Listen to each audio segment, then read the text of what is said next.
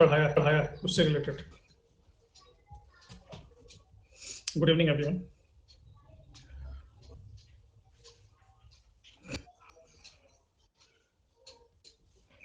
हाँ जी, thank you Aditya. आप से संबंधित कथनों का संग्रह, सामान्यीकरण तो हो गया था शायद, फिर भी कर लेते हैं।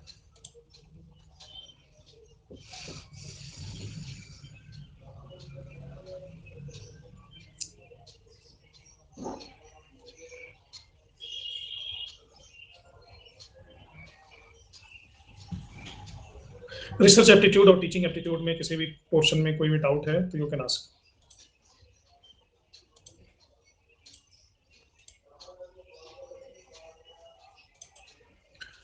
एपिस्टेमोलॉजी किसको संदर्भित करता है? यह सामाजिक विज्ञान में विशेष रूप से प्रयुक्त शब्द है।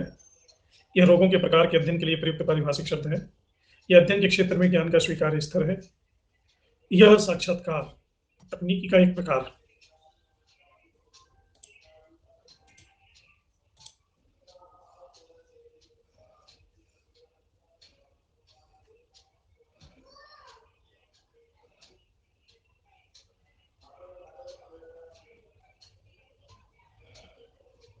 कुछ प्रश्नों को करने के बाद हम आगे का रिसर्च एप्टीट्यूड पढ़ेंगे।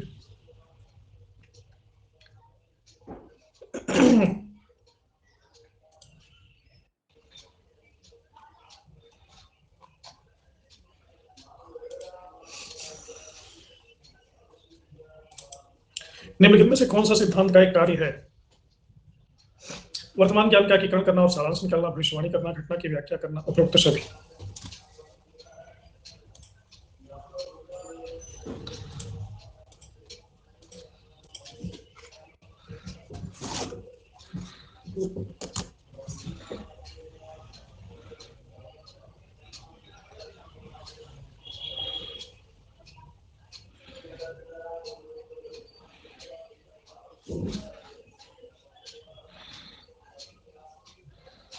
पिछली क्लास में भी मैंने इसको एक्सप्लेन किया था। नारायणी पिछली क्लास में थी।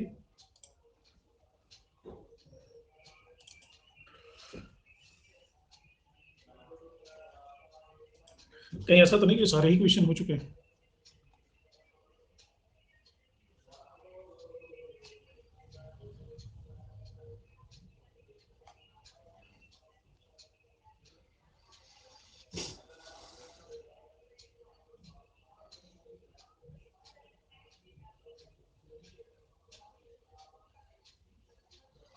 देखिए, ये नेट एग्जाम की बात हो रही है, पेट का तो मैं जानता ही नहीं।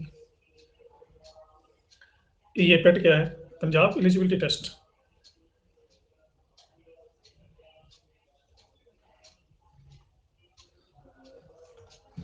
हाँ, पीएचडी एंट्रेंस के लिए हो जाएगा।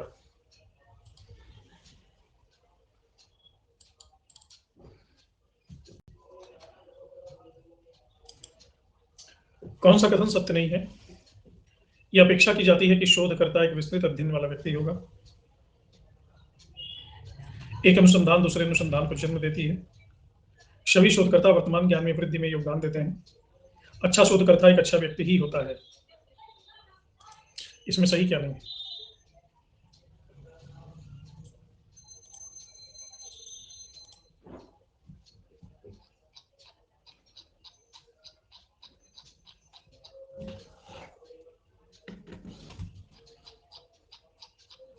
पिछली क्लास को किसी महापुरुष ने डिसलाइक किया था। कौन है वो महापुरुष और उनको क्या पसंद नहीं आया, बताएं।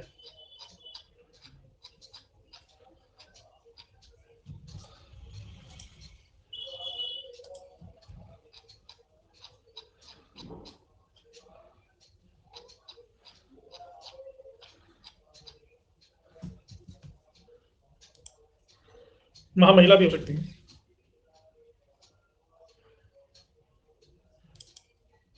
निम्नलिखित पत्र साहित्य में कौन सा अनुसंधान कार्य के प्रकाशन का विशेष रूप है?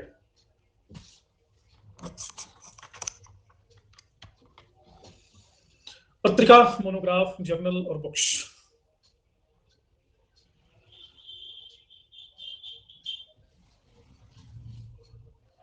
पुरुष दिवस नहीं, आज प्रकाश दिवस।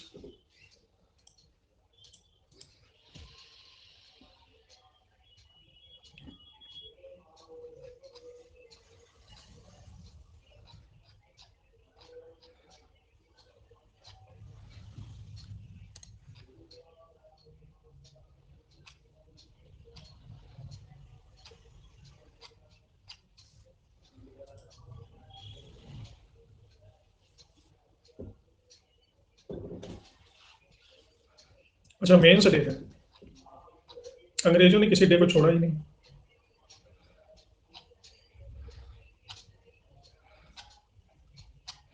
वो सब डे तो बेकार की बात है।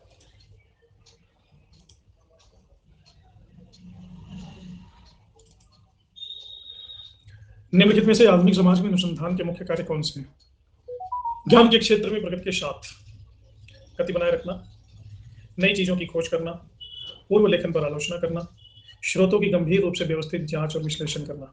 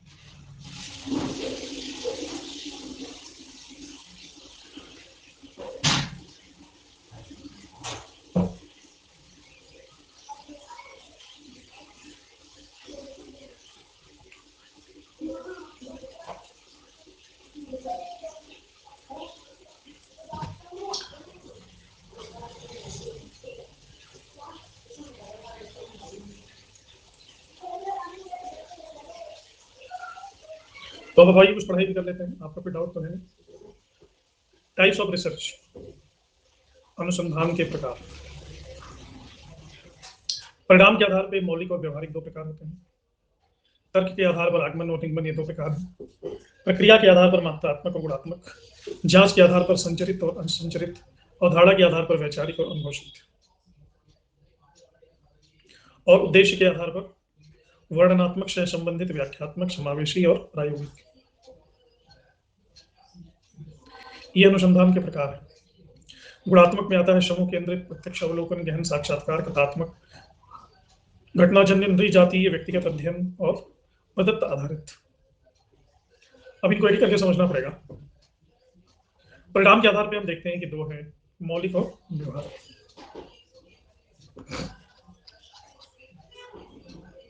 बेसिक रिसर्च को मौलिक कहते हैं।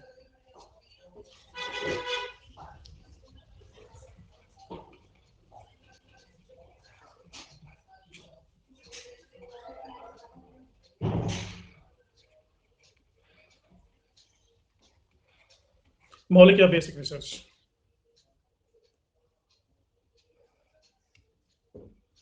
हिस्ट्री का करा देंगे तो सारी प्राइस तुम लोग ले जाओगे, इसलिए नहीं करा रहे। ज्ञान का जो वर्तमान संग्रह है,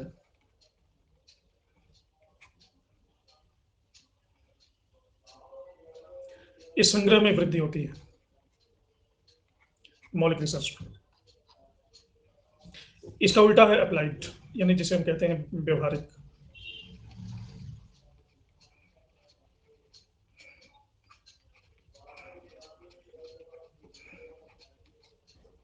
अप्लाइड रिसर्च का मतलब क्या है? मौलिक अनुसंधान से जो प्राप्त ज्ञान है, इसका उपयोग अप्लाइड रिसर्च में ही होता है। तो इन दोनों के अलग अलग गुणधर्म हैं। मौलिक अनुसंधान और व्यवहारिक अनुसंधान।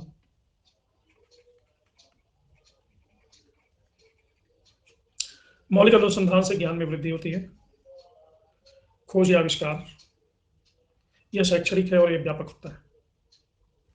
व्यवहारिक अनुसंधान में समस्या उन्मुख, एक समस्या के समाधान के लिए किया जाता है। इसमें प्रयोग होता है, यानी क्रिया होती है, जीवन की वास्तविक स्थितियों में लागू होता है, और ये थोड़ा सा गहरा होता है। रविंदर, ये मैं नहीं कराता, ये ऊपर से डिसाइड होता है।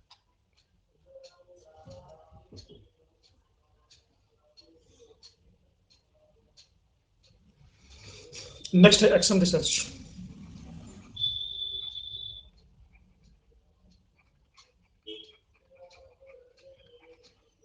क्रियात्मक अनुसंधान। कुर्ट लेविन ने इसका सबसे पहले उपयोग किया था।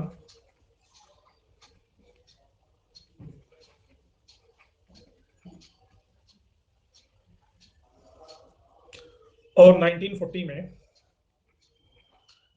हल्से ने इसकी परिभाषा दी थी।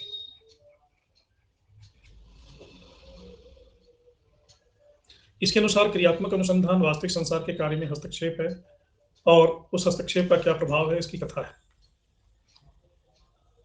क्रियात्मक अनुसंधान का सीधा सा अर्थ है कि स्वयं के व्यवहार का व्यवस्थित जांच।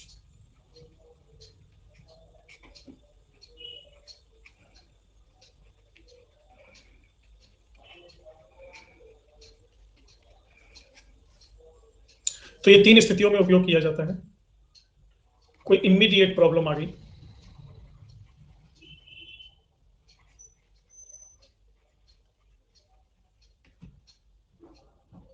तत्काल कोई समस्या आ गई,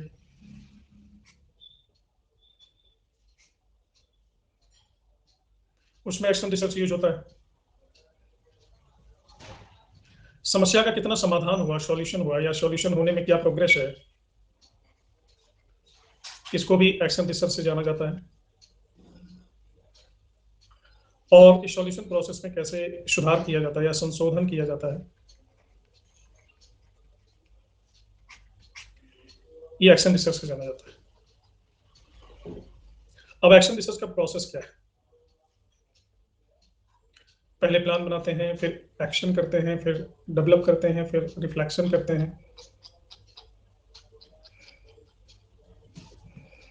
चक्रीय प्रक्रिया है ये, एक के बाद एक इसमें आती है। सबसे पहले होता है नियोजन सोपान यानी प्लानिंग स्टेज, फिर एक्टिंग स्टेज, फिर डेवलपिंग स्टेज और रिफ्लेक्टिंग स्टेज।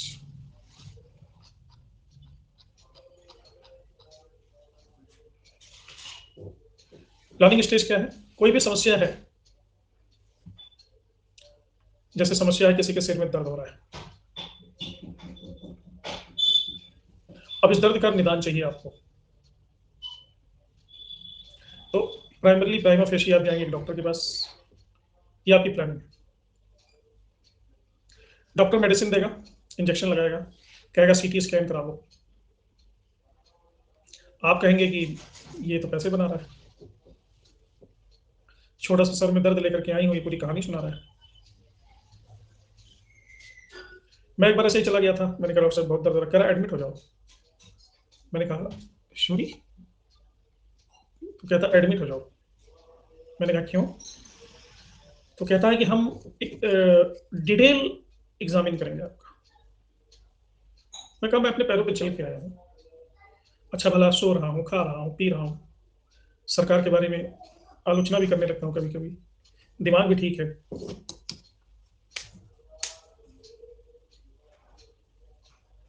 और एडमिट क्यों हो जाऊँ? कहता देखिए जो सर दर्द है इसके बहुत सारे रीजन हो सकते हैं, हो सकता है आपको माइग्रेन, हो सकता है आपको ट्यूमर हो। मैंने कहा तुमको डॉक्टर किसने बना दिया भाई? तुम डॉक्टर नहीं ड्रैकुला हो। पेशेंट तुम्हारे पास आ जाएगा, सुसाइड करके लौटेगा, या लौट के सुसाइड कर लेगा, गधे। दूसरी जगह गया एक मेडिकल स्टोर वाले के पास, उसने बीपी देखा, बीपी थोड़ा सा बढ़ा हुआ है, बीपी की वजह से आपको सिर में दर्द हो रहा है, उसने एक छोटी सी गोली दी, खराटे मार के सोए, सर ठीक हो गया।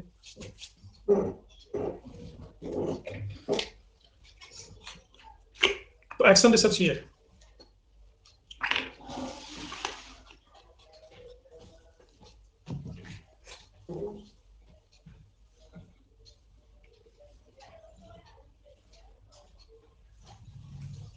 सैरिडोन, सिर्फ एक सैरिडोन और पल भर में आराम, ना रहे पीड़ा ना रहे झंझट, सिर्फ एक सैरिडोन। अब मेरे कहने पे खाने मत लगना, कुछ और हो जाए तो फिर कौन सर ने बताया था।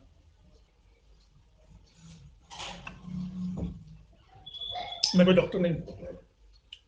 खैर इनको गोली दी गई, गोली देकर के इनका अवलोकन किया गया,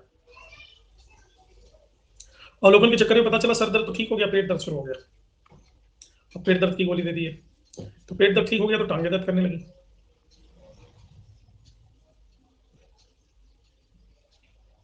अब मैं गोली बताऊं, मैं डॉक्टर हूं।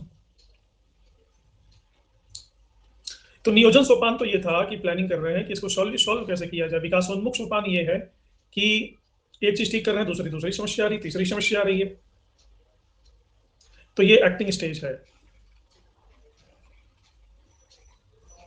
क्रिया सॉरी उल्टा हो गया, नियोजन के बाद आ गया क्रियान्वयन। क्रियान्वयन के बाद आएगा विकासोन्मुख, डेवलपिंग स्टेज। यहाँ क्या डेवलपमेंट हो रहा है, प्लस हो रहा है, माइनस हो रहा है, नेगेटिव हो रहा है, पॉजिटिव हो रहा है, सकारात्मक हो रहा है, नकारात्मक हो रहा है, इसको देखते हैं। इसके बाद निष्कर्ष निकालते हैं, चिंतन सोपान, चिंतन करते हैं कि क्या खोया क्या पाया जग में, बनते और बिछड़ते नग में, हमें किसी से नहीं शिकायत, यद्यपि छला गया पग पग में, एक दृष्टि बीती पर डालो, यादों की पोटली टटोलो, अपने ही मन से कुछ बोलो, अपने ही मन से कुछ बोलो। हाँ आदित्य पूछो, डाउट क्लियरिंग सेशन है, और भी किसी को पूछना हो पूछो। तो ये होता है एक्शन रिसर्च, क्रिया रिसर्च, क्रिया चक्र, अन्वेषण चक्र ये भी कहते हैं। शिक्षा के क्षेत्र में इस अनुसंधान को बहुत यूज किया जाता है, क्योंकि शिक्षा के क्षेत्र में बहुत सुधार की आवश्यकता है, सदैव सुधार की आवश्यकता है। वातावरण हमेशा शिक्षा के क्षेत्र में गतिशील रहता है। शिक्षण की प्रगति, पाठ्यक्रम का विकास, छात्र का विकास, उसकी जानकारी इकट्ठी करना, उनकी समस्याओं का समाधान करना, संवाद स्थापित करना, शिक्षार्थी को प्रेरित करना, शिक्षक का सशक्तिकरण करना, मूल्यांकन की प्रक्रिया को और पारदर्शी बनाना, करिकुलम में सुधार करना, संस्था का प्रशासन करना, सामाजिक सहयोग करना वगैरह वगैरह। तो ये था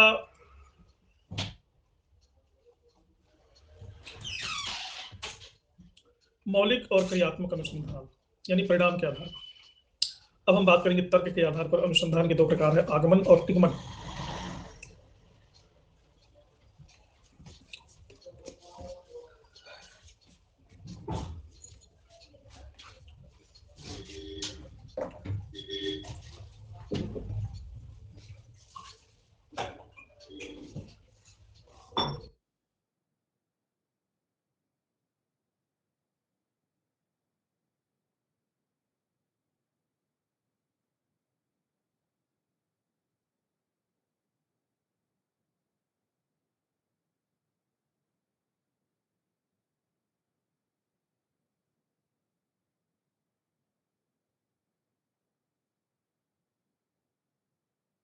एबीसी स्कूल में एक शिक्षक एक खास विषय के बारे में बात कर रहा है। कहते हैं कि बेहतर समझ के लिए छात्रों को वास्तविक जीवन के मामलों के साथ प्रदूषण भी प्रदान किया जाता है। ये बात को समझ में नहीं आ रही। छात्रों को वास्तविक जीवन के मामलों के साथ प्रदूषण प्रदान किया जाता है, क्या मतलब है इसका?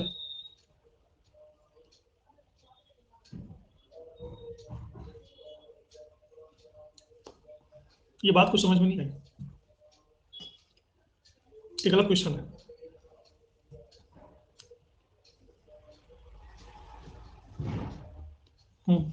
कहीं से आपने गलत क्वेश्चन उठा लिया।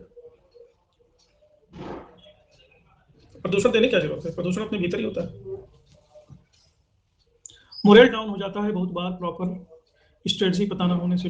पढ़ते पढ़ते बहुत बार निगेटिविटी आ जाती है।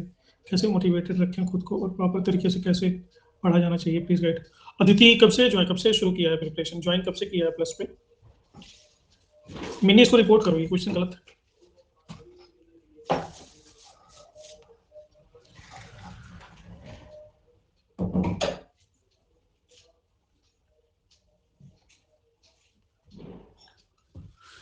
सिक्स मंथ में सबसे पहली बात यह है कि पहले तो एक्शन रिसर्च करना पड़ेगा।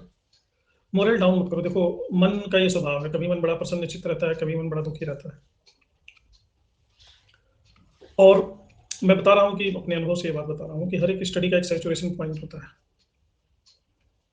मान लो इस स्टडी का सैचुरेशन पॉइंट ये है, आप मेहनत कर रहे हैं, आगे बढ़ रहे हैं, पढ़ते पढ़ते पढ़ते पढ़ते, एज इफ कि अपने दिमाग में आप सूचनाएं भर रहे हैं, टंकी भर रहे हैं। तो करते करते करते करते जब सैचुरेशन पॉइंट क्रॉस कर जाएगा ना आपकी स्टडी, फिर आप सक्सेसफुल हो जाओगे। ऐसा लगता है कि स्टैग्नेशन आ गया है, लेकिन ऐसा होता नहीं है। धैर्य, इसी यहाँ पे धैर्य बनाने की जरूरत है। धीरज के साथ आगे बढ़िए, जीवन में धीरज रखिए। बहुत धीरज बहुत बड़ी चीज है। दूसरा, आपके जो संताप होता है, परिणाम उन्मुख मत रहिए। जैसे आप पढ़ रहे हो, पढ़ाई को एंजॉय कर रहे हो, अगर आप उसमें ये सोचना शुरू कर दोगे कहीं फेल हो गए तो पता नहीं रिजल्ट आएगा कि नहीं आएगा, पता नहीं कैसे क्वालिफाई करेंगे, ये सब अगर सोचना आपने शुरू कर दिया तो आप तनाव में चले जाएंगे। आप मन में एक बना रखिए, मन में कहीं लिख दीजिए, मन के किसी कोने में, कि हमको सफलता मिलेगी, इसमें कोई डाउट ही नहीं है। इसमें कोई डाउट मत रखो, सफलता मिलेगी कि नहीं मिलेगी, मिलेगी। और 10 कदम का रूटीन बनाओगे कि हम 10 घंटे या 10 कदम चलेंगे, तो उसमें से 4 कदम भी चल पाओ, 3 कदम भी चल पाओ, 5 कदम भी चल पाओ, इसके लिए अपने आप को ग्रीट करो, प्रिस्क्राइब करो कि कम से कम 4 कदम तो चले। होता ही है कि 4 कदम चलते हो और 6 कदम का रिग्रेट करते हो कि 6 कदम नहीं चल पाए। एक हमारे बड़े अच्छे मित्र हैं, बिजनेस है उनका बड़ा अच्छा खासा, कभी-कभी हम मिलने जाते थे। तो एक दिन गए तो बड़े मायूस से, हम गाड़ी में जा रहे थे कहीं, तो मैंने पूछा क्या बात है चोपड़ा साहब, क्या हो गया? तो कह रहे हैं यार 10 लाख का घाटा हो गया। और 10 लाख का घाटा हो गया, 10 लाख छोटी मोटी रकम तो है नहीं। तो उनकी बीवी बोले नहीं जी भैया रहने दो, 10 लाख का घाटा नहीं हुआ है, इनको 20 लाख की प्रॉफिट की जहां उम्मीद थी वहां पे 10 लाख का ही प्रॉफिट हुआ है। तो ये जो 10 लाख का प्रॉफिट हुआ है वो नहीं देख रहे हैं, जो 10 लाख का लॉस हुआ है वो देख रहे हैं। इसलिए यहीं पे पॉजिटिविटी की जरूरत है। जो खाना भरा हुआ है वो देखिए, जो खाली उसको मत देखिए, उसका फायदा क्या होगा। अगर भरा हुआ खाना आप देख रहे हो तो आप उत्साहित रहोगे, खाली खाना देख रहे हो तो आप निरुत्साहित हो जाओगे। सकारात्मकता की ही जरूरत है। लगता है कि सब भूल रहा है क्योंकि आप पीछे लौट लौट के सोचते हो कि जो याद किया था वो याद है कि नहीं याद। देखो, यूजीसी ने पहली बात तो मेमोरी का एग्जाम नहीं है, आपकी याददाश्त की परीक्षा नहीं हो रही है, यहाँ आपकी अंडरस्टैंडिंग की परीक्षा है। दूसरी बात, यहाँ पे मेमोरी नहीं चाहिए, यहाँ पे प्रतिभिज्ञा चाहिए, प्रतिभिज्ञा, प्रतिभिज्ञा नहीं पहचान। 4 ऑप्शन आते हैं, एक प्रश्न के 4 विकल्प होते हैं, उसमें जो जाना पहचाना है वही सही करना है। ऐसा नहीं कि वहां कुछ रहेगा ही नहीं, आपके स्मृति को सहारा दिया जाएगा, तो थोड़ा बहुत भी 1-2 बार रिवाइज किए रहोगे तो कर लोगे। जाना पहचाना पता चल जाता है। कैसे पता चल जाता है? फर्श पे पानी गिर जाए और पानी गिर करके सूख जाए, फर्श पे पानी फैला है, ये सूख जाए, तो यहाँ पे हम देखते हैं कि एक उज्जवल रेखा छूट जाती है सूखने के बाद भी फर्श पे। दोबारा पानी जब फर्श पे गिरेगा तो 99% मौकों पे पानी इन्हीं रास्तों का अनुकरण करेगा जहाँ पहले से पानी बह चुका है और सूख चुका है अपना निशान छोड़ करके। ऐसे ही हमारी मेमोरी भी होती है, बार बार 2-3 बार उसको हमने किया है, तीसरी बार जब वो पानी गिरेगा तो वहीं बहेगा। उसके लिए मदान की बुक है, वो ले लीजिए आप, हिंदी इंग्लिश दोनों में। सराय मेरिट और प्रेशर ज़्यादा बन जाता है कहीं कि अगर नहीं हुआ तो बाकी वाले क्या सोचेंगे, क्या पढ़ती थी, इस वजह से कभी कभी मन बहुत डाउन रहता है। नहीं, क्या कोई क्या सोचेगा, कोई क्या मानेगा। जो भी जीवन में आपकी घटना घटती है उसके 3 पहलू होते हैं, उसको हम कहते हैं सत्य, कथ्य और तथ्य। इस चीज को अगर ध्यान में बिठा लोगे तो कभी परेशान नहीं होगे। सत्य का मतलब होता है ट्रुथ, कथ्य का मतलब होता है फिक्शन, तथ्य का मतलब होता है फैक्ट। हमारी जो 99% प्रॉब्लम है वो फिक्शन की है, ये फिक्शन बना लेते हैं। लोग क्या सोचेंगे, लोग क्या करेंगे, लोग क्या है, लोग कुछ नहीं सोचते। और आप प्रधानमंत्री बन जाओ तो भी लोग आपको पागल ही समझते हैं, भले सामने कहते हैं अरे बड़े अच्छे, मन में कहते हैं कि तुम्हारे पास गड़बड़ आदमी तो कोई है ही नहीं। तो मेरे गुरुजी हो कहते हैं कि पीएनपीसी क्लब के मेंबर मत बनो। पीएनपीसी क्लब, पीएनपीसी का मतलब होता है पर निंदा पर चर्चा, दूसरे की निंदा करना और दूसरे की चर्चा करना या दूसरों के बारे में सोचना भी। अगर ऐसा विचार आए तो उसको क्रॉस मारो, नो। लोग क्या सोचेंगे, लोग क्या कहेंगे, ऐसा होगा तो क्या हो जाएगा, वैसा होगा तो क्या हो जाएगा, हम 24 घंटे यही सोचते हैं, लेकिन जब घटनाएं घटती हैं तो किसी अलग तरीके से घटती हैं। सत्य क्या है, कोई भी घटना से आपने क्या सीखा। कोई भी घटना घटेगी उसका ट्रुथ, हर घटना का एक सत्य होता है, ट्रुथ होता है। यूजीसी का एग्जाम दोगे, ईश्वर करेंगे आप क्वालिफाई कर जाओगे, क्वालिफाई कर जाओगे तो खुशी होगी, और जो भी आपने पाथ एक्वायर किया था उसके लिए आपको कॉन्फिडेंस लेवल बढ़ जाएगा। या डिस्क्वालीफाई हो जाओगे, मान लो नहीं हुआ, तो इससे निराश नहीं हो जाना है। इससे एक रूम अपने मन में रखना है कि अगर in the case, plan B जरूर रखना है, इन द केस अगर हम डिस्क्वालीफाई होते हैं तो हम समीक्षा करेंगे कि कहाँ कहाँ कमियां रह गई हैं और उसको दूर करने की कोशिश करेंगे। That is the healthy approach, that is the truth. कोई बात नहीं, सचिन तेंदुलकर भी 0 पे आउट हो जाता है कभी कभी, इसका ये मतलब थोड़ी ना कि उसको खेलना ही नहीं आता क्रिकेट। खुदा न खास्ता नहीं हो पाया, कोई कमी रह गई, कोई समस्या हो गई, कोई इशू आ गया, नहीं हो पाया, किसी किसी का 1 नंबर से, आधे नंबर से, पॉइंट में नहीं हो पाता है। There are many ifs and buts between lips and cup. दिमाग ही है, एग्जामिनेशन हॉल में नहीं चल रहा है, नहीं काम कर रहा, नहीं कैच कर रहा है वो उन सूचनाओं को जो रिक्वायर्ड है तो हमारा दिमाग ही। तो कभी कभी तो होता है कि नहीं हो पाता है, तो ठीक है, तो अगली कोशिश हम करेंगे, परेशान नहीं होंगे नो। और अपने जो जो जो जिनके बारे में सोच रहे हो ना कि क्या सोचेंगे क्या सोचेंगे, बता दो, सुनो भाई, मैं भगवान नहीं हूँ, I am trying my best. हाँ 10% ये भी है कि नहीं होगा, तब इसका मतलब नहीं कि मेरा नहीं होगा तो तुम लोग लगो फब्तियाँ कसने लगो, टॉन्ट करने। ये सब ड्रामेबाजी अभी से मैं क्लियर कर देना चाहती हूँ, नहीं चलेगी, बोल दो उनको सीधे। हर घटना का देखिए उसमें सत्य क्या है उसको ले लीजिए, तथ्य क्या है, तथ्य नहीं अभी जो हो रहा है, अभी क्या हो रहा है, अभी पढ़ाई कर रहे हो। तो हमारे जीवन में जब भी दुख का कारण होता है, वो दुख का कारण होता है फिक्शन। कभी भी आपको दुख हो तो सोचिए कि कहीं आप फिक्शन में तो नहीं पड़ गए, कहीं आप कल्पना तो नहीं कर रहे हैं। और आप देखोगे 99% मौकों पे आपके दुख का कारण होगा क्या होगा,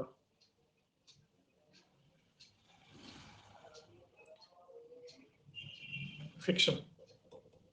फिक्शन में बहुत सारी चीजें आती, इमेजिनेशन, एप्रीहेंशन, हाइपोथेसिस, ये पूरी दुनिया फिक्शन से ही चल रही है। फिक्शन को हटा दो। अब क्या है कि फिक्शन से कुछ मिलता जुलता है नहीं, जो अफोर्ड एफर्ट करे थे वो भी खत्म कर दोगे। हम्म।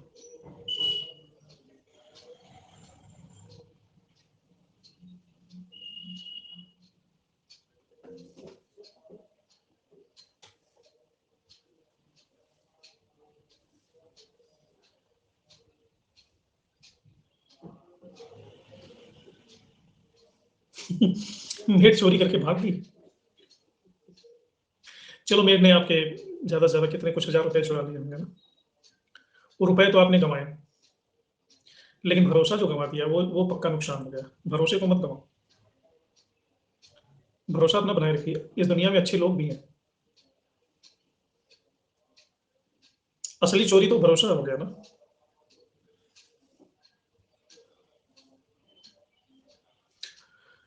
चलिए समझ में आ गया जी, कौन क्या क्या पूछा था।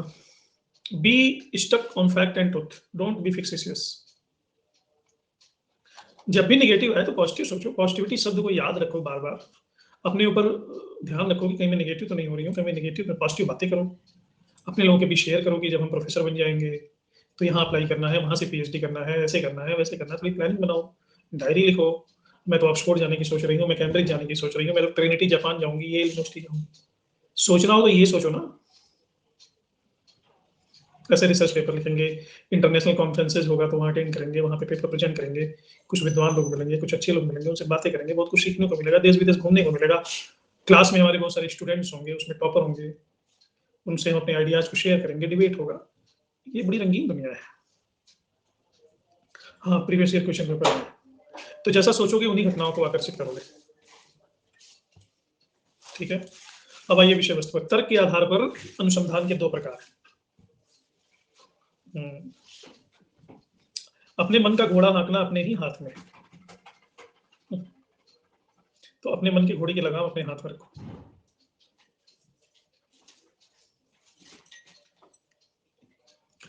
तो दो तरह के तर्क हैं, एक को कहते हैं आगमन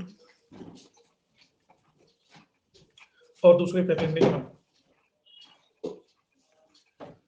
अदिति, और देखना रिजल्ट अच्छा होगा, डोंट वरी अबाउट दैट। और पता है सबसे ज्यादा परेशान कौन होता है, जिसका रिजल्ट अच्छा होने वाला होता है।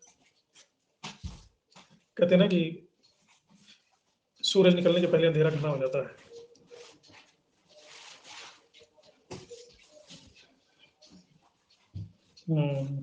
गुड अनमोल।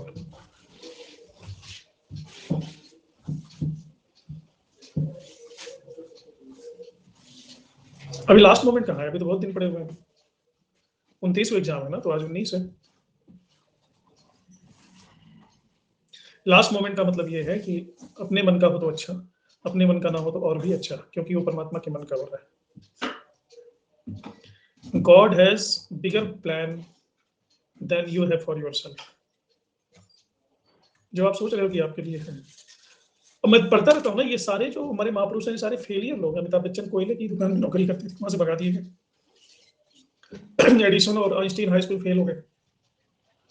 ये सब फेलियर लोग हैं, फेल लोग हैं। न्यूटन। अपने प्लान पे चले होते तो कुछ नहीं कर पाते। चलिए आगमन, आगमन कहते हैं इंडक्टिव।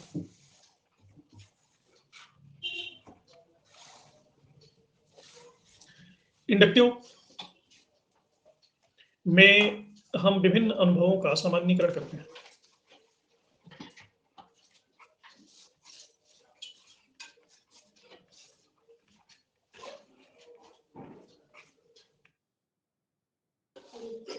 विभिन्न अनुभवों का सामान्यीकरण करते हैं। और निगमन डिडक्टिव में क्या होता है? सामान्यीकरण का विशेषीकरण करते हैं।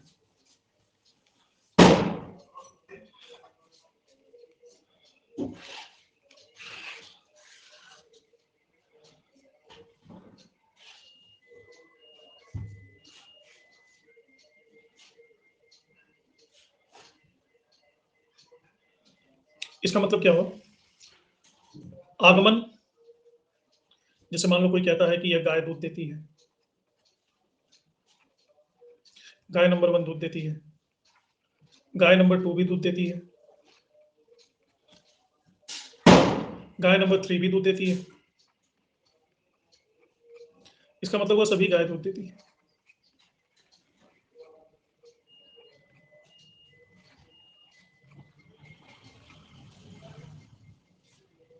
ये हुआ आगमन। राजस्थान की लड़कियां बोलते बोलते थक जाती हैं,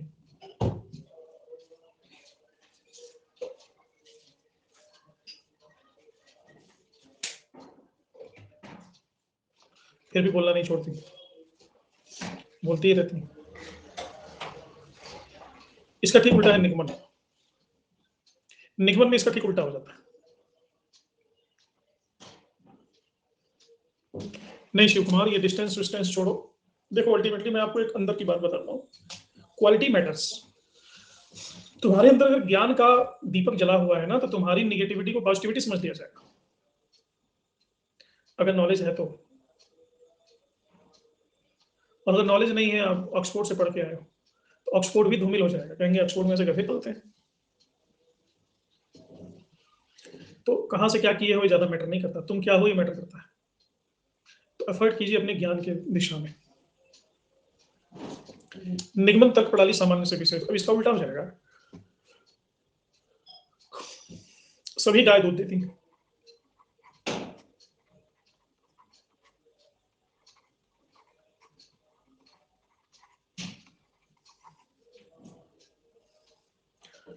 इसका मतलब ये है कि राजू के पास एक गाय है, तो राजू वाली गाय भी दूध देती है, क्योंकि सभी गाय दूध देती हैं, तो राजू की गाय भी दूध देती है।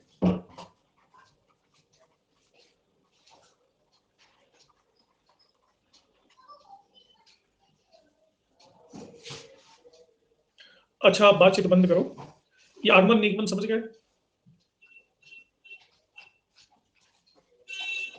नहीं?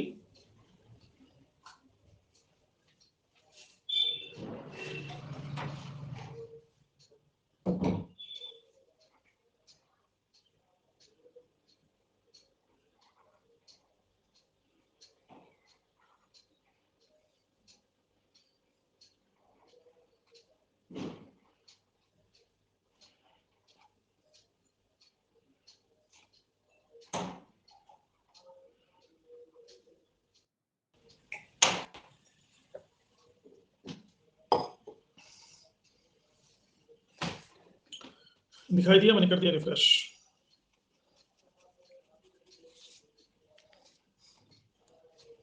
ये तीनों क्या दिख रहे हैं? दीपक नंबर 1 प्रकाश दे रहा है, दीपक नंबर 2 में भी ज्योति जल रही है और इससे प्रकाश निकल रहा है, दीपक नंबर 3 में भी ज्योति जल रही है, इससे प्रकाश निकल रहा है।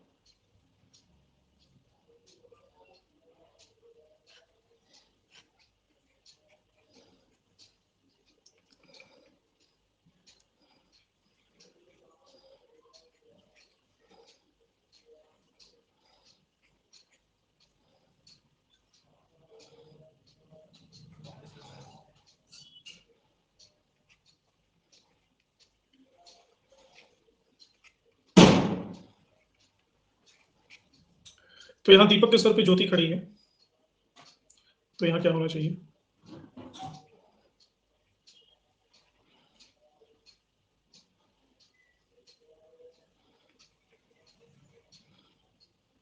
इस तर्क के आधार पे तो यहाँ से भी प्रकाश निकलना चाहिए। यह जो तर्क होता है इसे कहते हैं कौन सा तर्क?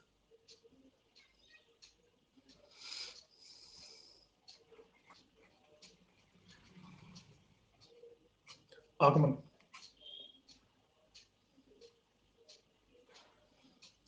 और दूसरा केस है कि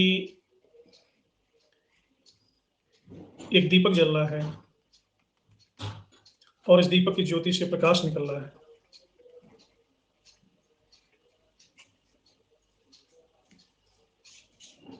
तो कमरे में एक दीपक रखा हुआ है, तो इससे अनिवार्यतः क्या निकलना चाहिए? प्रकाश। ये वह निगमन। सभी दीपक प्रकाश देते हैं, कमरे में जो दीपक रखा है वो भी प्रकाश देता है, ये वह निगमन। और दीपक संख्या 1 2 3 4 प्रकाश दे रहे हैं, तो दीपक संख्या 5 भी प्रकाश दे रहे हैं, ये हुआ आगमन। जैसे राजू के दादाजी 100 साल के हो गए थे और पिछले साल उनकी डेथ हो गई। रोशनी की दादी जी 110 साल की हो गई थी और कुछ दिन पहले उनकी डेथ हुई। सृष्टि के नाना जी 105 साल के हो गए थे, उनकी कुछ दिनों पहले डेथ हो गई। तो सुखदीप के कोई बुजुर्ग हैं, उनकी उम्र भी 100 साल से ऊपर है, तो उनकी क्या हो जाएगी कुछ दिनों में?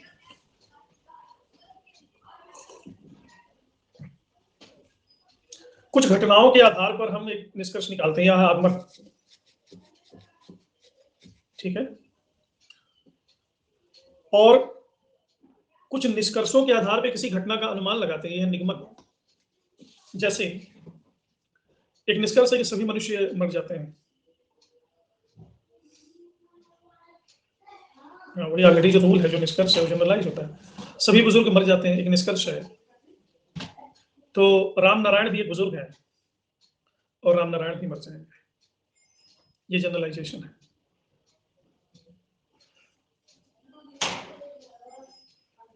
इंडक्टिव में हम क्रिएट करते हैं, डिडक्टिव में ऑलरेडी डिडक्टेड होता है। अब समझ में आया?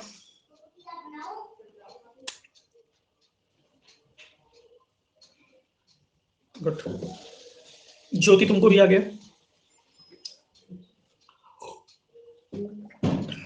गुड। तो अब दीपक के सर से नीचे आ जाओ।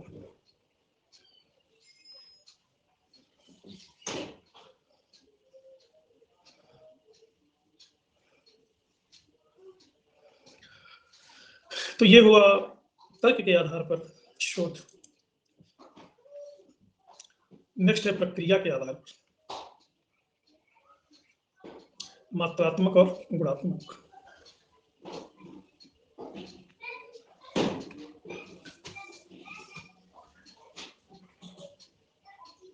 प्रक्रिया के आधार पर 3 अनुसंधान हो सकते हैं।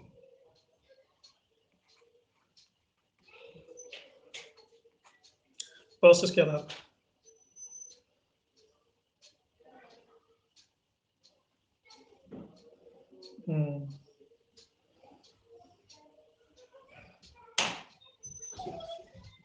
पहला क्वांटिटिव, दूसरा क्वालिटेटिव, तीसरा दोनों का मिक्स्ड।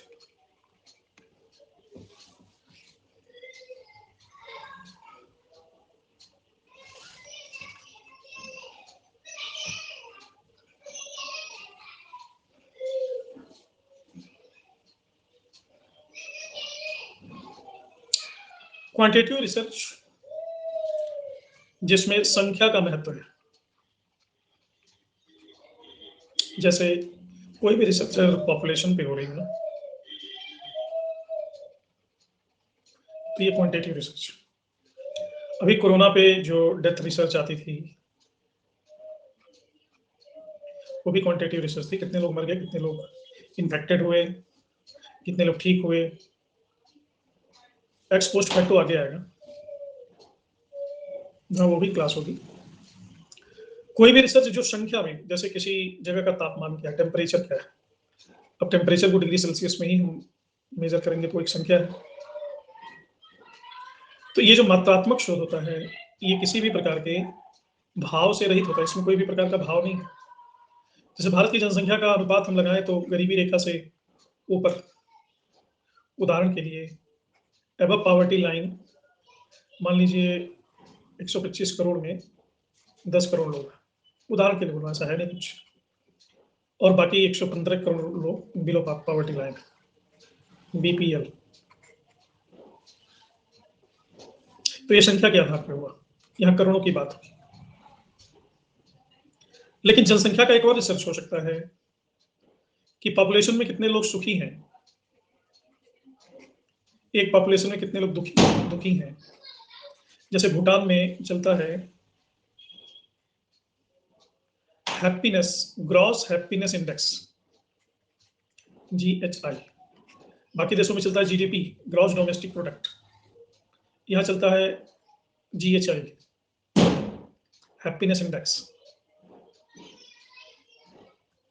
तो ये हैप्पीनेस को आप क्वालिटी में नहीं, क्वांटिटी में नहीं नापोगे कि आज ये 4 डिग्री सेल्सियस हैप्पी हैं, या 10 मीटर हैप्पी हैं, या 12 फ़ारेनहाइट हैप्पी हैं, ऐसे तो नहीं कर सकते। हैप्पीनेस कई चीज़ों की गुणवत्ता पर आधारित है। सबसे बड़ी गुणवत्ता यह है कि आप अपने लाइफ स्टाइल से संतुष्ट कितने हैं, आप अपनी सुविधाओं से संतुष्ट कितने हैं, जॉब से संतुष्ट कितने हैं, जीवन जीने में आपको मजा आ रहा है, are you enjoying the life. सुबह सो के उठते हो तो उठने का मन करता है, लगता है कि एक बड़ी सुंदर सुबह हुई है। आपका ही मैं ले लेता हूँ, किसको किसको सुबह सो के उठने को लगता है कि जिंदगी बड़ी सुंदर, बड़ी खूबसूरत सुबह हुई है।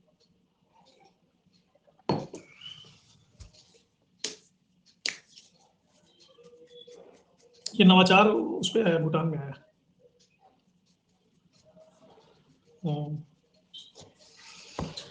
तो ये क्वालिटी की बात है। अब इस रिसर्च को क्वालिटेटिव रिसर्च कहेंगे।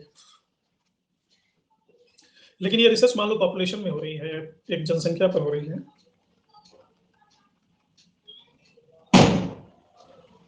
तो जनसंख्या में क्वालिटी और क्वांटिटी ये दोनों चीजें होंगी। जैसे हैप्पी कितनी है जनसंख्या और शिक्षित कितनी है, ये दोनों हमें देखना है। तो ये होगा मिक्स्ड। 100 लोग रहते हैं किसी कॉलोनी में, इसमें अगर हम दो मापदंडों को एक साथ लगाएं कि कितने लोग हैं जो शिक्षित हैं और कितने लोग हैं जो प्रसन्न हैं, खुश हैं, इन दोनों आंकड़ों को एक साथ हम कलेक्ट करें तो ये होगा मिक्स्ड, क्योंकि इसमें क्वालिटी और क्वांटिटी दोनों आ रही है। तो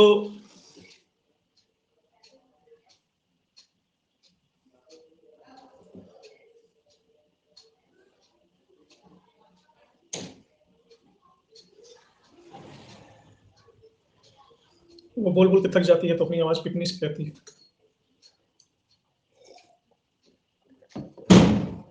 आजकल बोलने लगे हैं, ये तो बोलने के लिए जाने जाते हैं।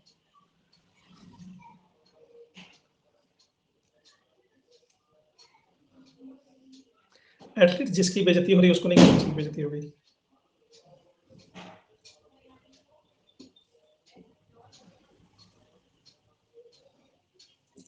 तो ये हो गया क्वांटिटेटिव, क्वालिटेटिव और मिक्स्ड रिसर्च। ये समझ गया तीनों क्या चीज होती है, कौन कौन समझ गया और कौन नहीं समझा।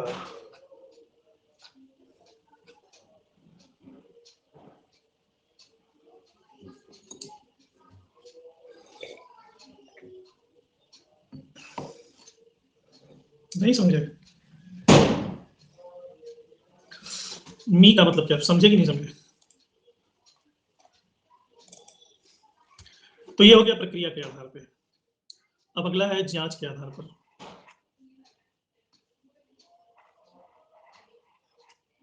संचरित, संरचित और असंरचित, मिक्स्ड, जिसमें क्वालिटी और क्वांटिटी दोनों शामिल हो। मैंने बताया नहीं। जैसे मिक्स्ड रिसर्च का कोई उदाहरण बताओ।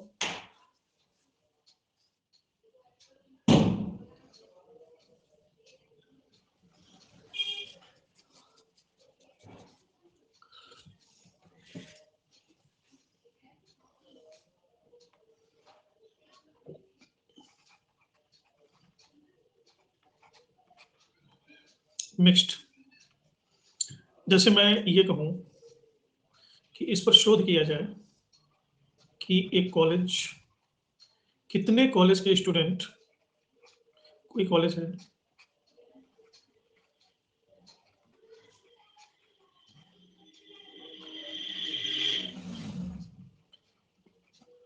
प्लेस्ड हैं, यानी उनको जॉब मिल गई है, और प्लस अपनी जॉब से सेटिस्फाइड।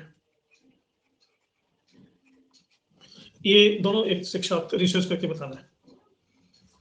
थोड़ा और इसको पर्टिकुलर कहते हैं, सन 2020-21 में कितने कॉलेज के स्टूडेंट की प्लेसमेंट हो चुकी है और वो अपनी जॉब से सेटिस्फाइड है।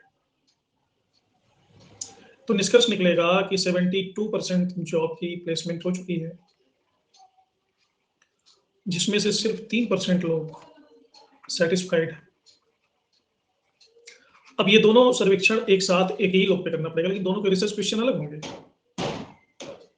प्लेस्ड वाले का रिसर्च क्वेश्चन अलग होगा, सेटिस्फाइड का रिसर्च क्वेश्चन अलग होगा। संतुष्टि किसे कहते हैं, इसकी परिभाषा सबके लिए अलग अलग होगी। किसी के लिए संतोष होगा अच्छी अच्छी पे मिले उसमें, किसी के लिए संतुष्टि का मतलब होता है कि आराम हो जॉब में, किसी की संतुष्टि का मतलब होता है कि जॉब में छुट्टियां ज्यादा हों। सबके अलग अलग मापदंड है संतोष के। तो ये जो प्लेसमेंट है, कितने परसेंट लोग प्लेस हुए, ये क्वांटिटेटिव रिसर्च है या क्वालिटेटिव रिसर्च है?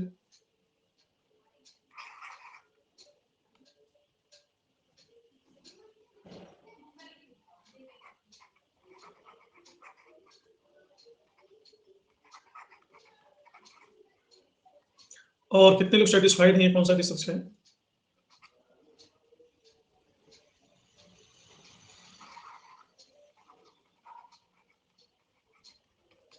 क्वालिटेटिव।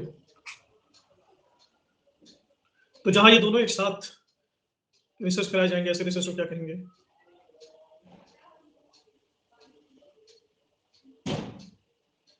मिक्स्ड।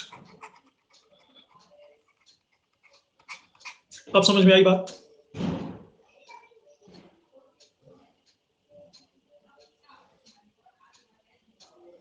गुड। नेक्स्ट है जांच के आधार।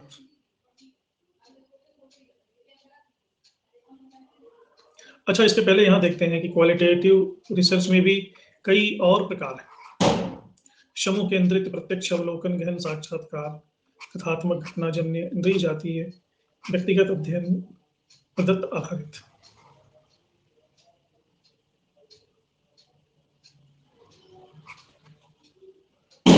इसका क्या मतलब है? समूह केंद्रित अनुसंधान को कहते हैं फोकस ग्रुप रिसर्च।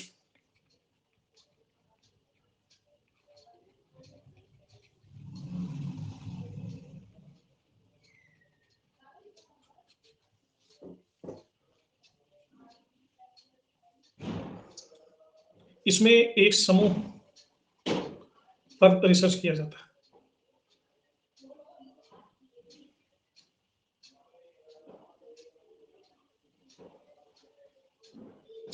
दूसरा है डायरेक्ट ऑब्जर्वेशन।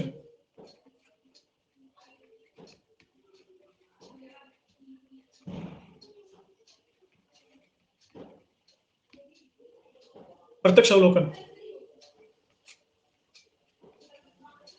इसमें डेटा कलेक्ट करने के लिए बाहरी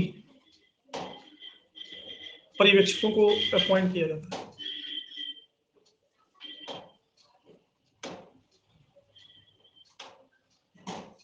तीसरा है इन डेप्थ इंटरव्यू।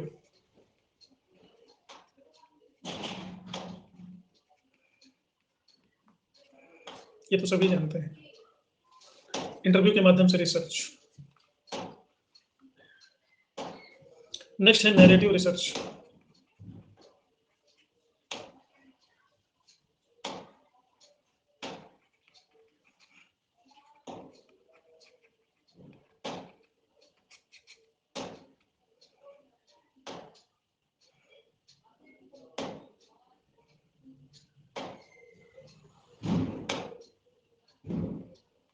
ये रिसर्च साहित्य में किया जाता है। साहित्य की समीक्षा, इन डेप्थ इंटरव्यू में किसी का साक्षात्कार किया जाता है, इंटरव्यू के माध्यम से रिसर्च किया जाता है। नेक्स्ट है फेनोमेनोलॉजिकल रिसर्च।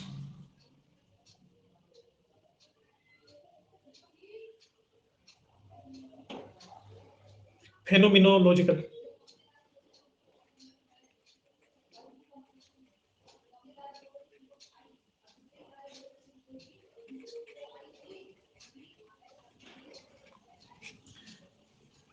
फेनोमेना का मतलब होता है घटना। इसमें रिसर्चर एक या अधिक व्यक्तियों को किसी घटना विशेष के बारे में बताता है और उनके अनुभव को समझने की कोशिश करता है।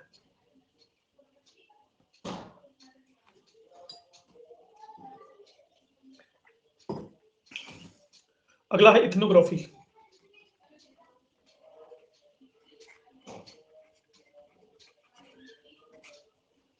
जाति, किसी विशेष जाति का अध्ययन करना, anthropological study.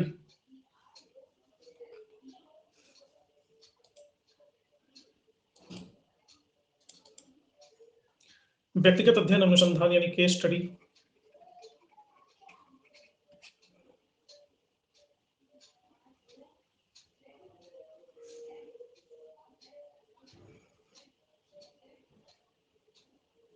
Case study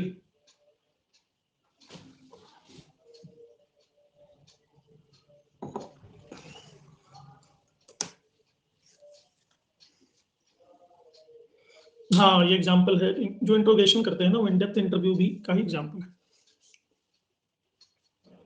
case study होता है व्यक्तिगत अध्ययन अनुसंधान। तो इसमें हम बहुत सारे सैंपल्स का अध्ययन करने की बजाय थोड़े बहुत सैंपल का गहन अध्ययन करते हैं, जो कि यूनिक होती है।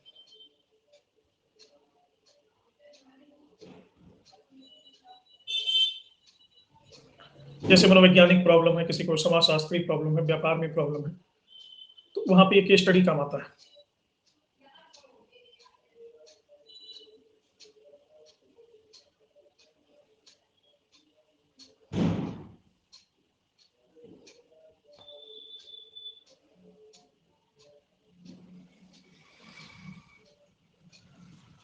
केस स्टडी जैसे मैं ये अध्ययन करना शुरू करूं कि पंजाब में कितने किसान ऐसे हैं जो पढ़े लिखे हैं। तो पूरे पंजाब में तो करोड़ों किसान हैं, अब करोड़ों के पास जा जाके मैं पूछूंगा थोड़ी ना। तो हमने क्या किया कि 10 किसान अमृतसर से, 10 किसान फिरोजपुर से, 10 किसान बठिंडा से, 10 जालंधर से, 10 चंडीगढ़ से, ऐसे एकत्र किए और उनमें इंटरव्यू लेकर के परसेंटेज निकाल लिया।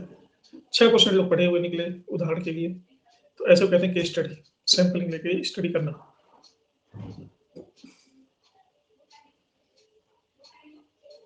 हाँ, केस स्टडी रहेगा। अमी मंजोली का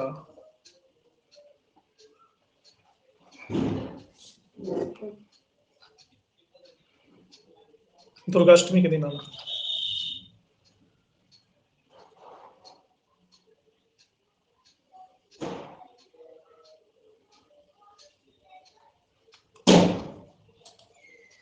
पटाखे की आवाज बहुत तेज आ रही है क्या?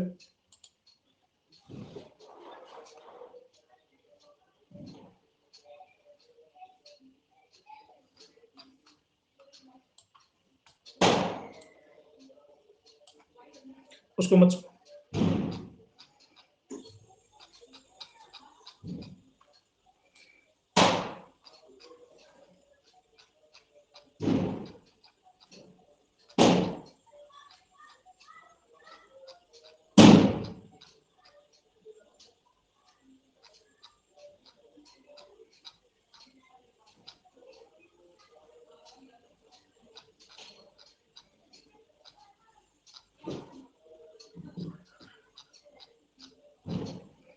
तो यहां तक समझ में आ गया सभी को?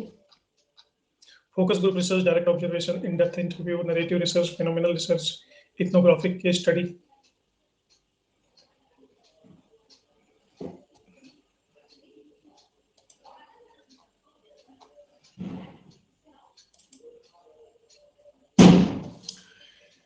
इथनोग्राफी का मतलब होता है इथनिसिटी। एक जाति है, जैसे हड़प्पा और मोहनजोदड़ो में एक विशेष जाति मंगोलाइट थी, तो मंगोलाइट पे रिसर्च किया जाता था, इसको कहते हैं इथनोग्राफिक। निम्नलिखित में से किसी एक ही समस्या कई स्वतंत्र अध्ययन के परिणामों पर आधारित सांख्यिकीय आंकड़ों के मूल्यांकन करने की विधि को व्यवस्थित करने के रूप में परिभाषित किया गया है? हाँ, एक विशेष प्रजाति। Factor analysis, Meta analysis, system analysis, उपरोक्त में से कोई नहीं।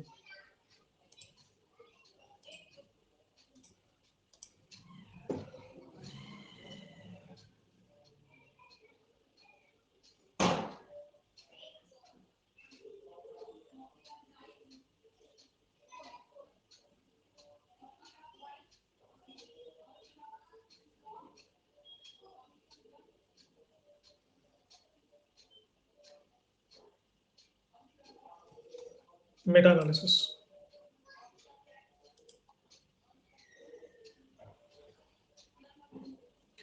मेटा एनालिसिस है कि किसी एक ही रिसर्च को कई पहलुओं से किया जाए और उनमें जो फाइंडिंग्स मिले उनको व्यवस्थित किया जाता है मेटा एनालिसिस में, क्योंकि एक ही रिसर्च के कई पहलू होते हैं और बहुत सारी फाइंडिंग होती है, बहुत सारे उसके निष्कर्ष होते हैं।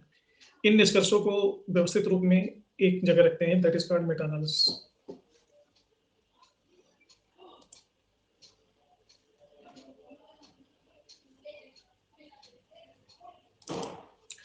एक शोध अध्ययन की गुणवत्ता का किस आधार पर इवैल्यूएशन किया जाता है? प्रकाशन का स्थान, अनुशंसाओं को कार्यान्वित करने पर, जिस कठोरता से इसे लागू किया जाता है, उपरोक्त में से कोई नहीं।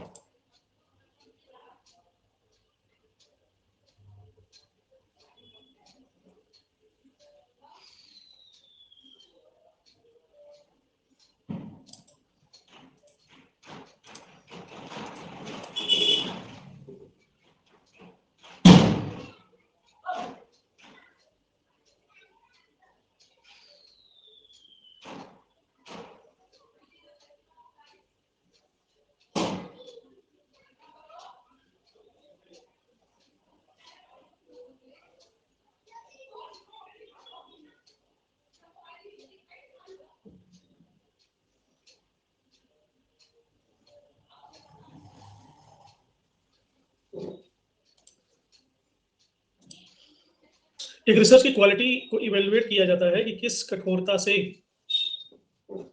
शोध को किया गया है।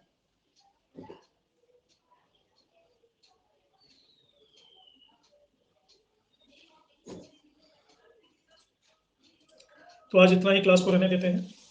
और फर्स्ट सृष्टि, सेकंड बबीता, थर्ड रविंद्र, शानवी, अभिमन्यु, शिव कुमार, हेमा, अंजू, सपना और सीमा।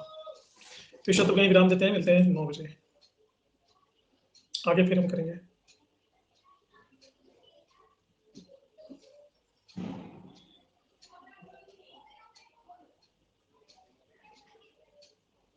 हाँ, कितनी सावधानी से किया गया है।